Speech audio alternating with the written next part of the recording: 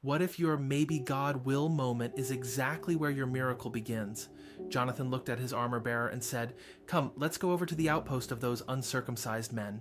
Perhaps the Lord will act in our behalf.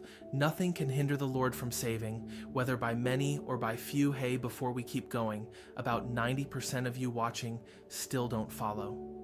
If these spoken word scriptures stir your faith and you want to help push God's word into every corner of the internet, hit that follow. You're not just consuming, you're helping build a move of courage in a generation afraid to believe. Israel's army was frozen in fear. Saul sat under a pomegranate tree, talking, analyzing, waiting. But Jonathan moved. He didn't have certainty, only faith.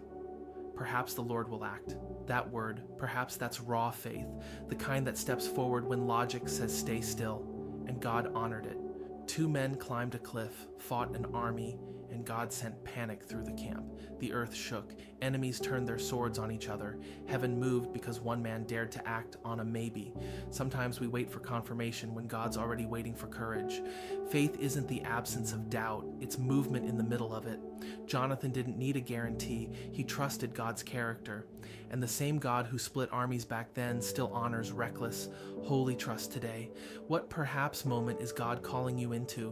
What step feels risky but righteous? Because miracles rarely start with certainty, they start with surrender. This isn't casual, it's holy.